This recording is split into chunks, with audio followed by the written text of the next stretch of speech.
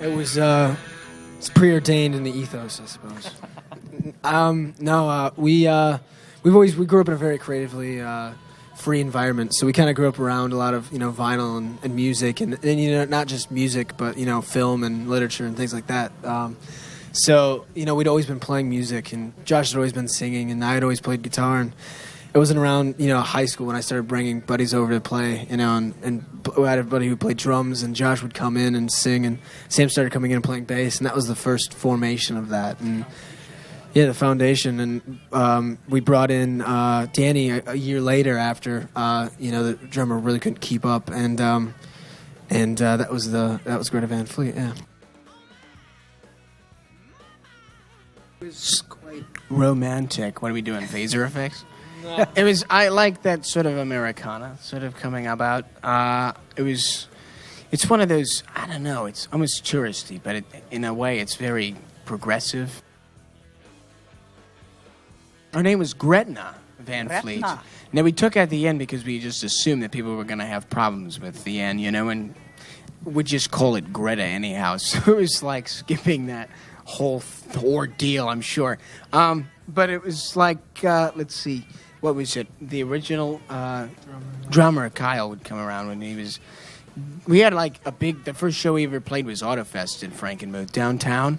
So it was like we had gone through so many names... And then at some point, it was just the day before we were going to have our first show and be out in the streets with all of those people out there, and it was playing, it was like, as I walked through, it was like, what are we going to do? And then, Kyle came back from lunch with his grandfather, who dropped him off for practice and said, I've got to go chop wood for Gretna, because it's like fall time, and stuff. He goes, Gretna Van Fleet, that kind of thing. That's a cool name, right? And we're from Michigan, so that's what we do. We cut wood all the time. We chop wood up there, yeah. It gets cold. We fit in. It has been writing music is a natural process that is always going on. We like even walking down the street, something could be going through your head. It's good. It's like in the way that we write, there isn't really a formulaic way that's done. It just songs kind of write themselves when they come. So like I remember I was lying in bed and I was just kind of pondering through some melodies and stuff, and I came up with a riff. It was like 3 a.m. So I'm like, all right, now I had to get up and go and put it down.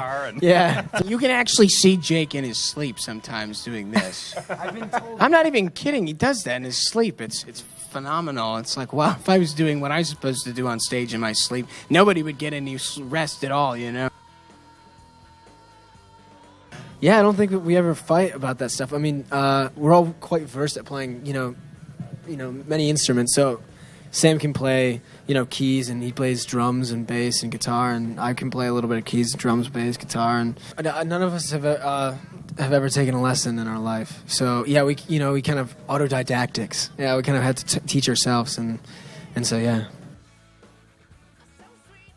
Well, I always loved writing, but filmmaking was initially my passion, and I've made more short films than I have written songs. When I was young, see, in my younger years. No, it was kind of before this really took off, that every single day it was always writing, or we were trying to cast, or we were working on the next project, or scoring a film, or editing something, a bit, blah blah blah blah blah.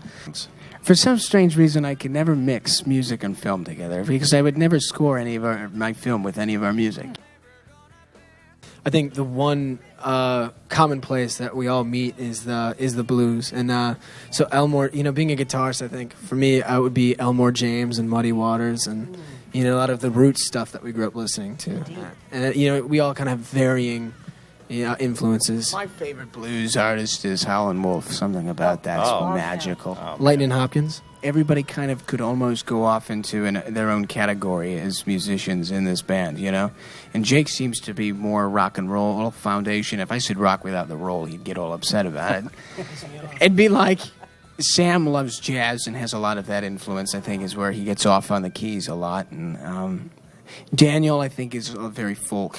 Oddly enough, as a drummer, it's Americana. Like, but when he's on the guitar and writes, that's kind of what comes out. Yeah. And I like world music. I really like the sounds of big choruses or choirs and drums and things like that. As a singer, I really appreciate Sam and Dave, Wilson Pickett and Joe Cocker and those guys, because it's like that was the foundation of what made the rock and roll vocal sound like that.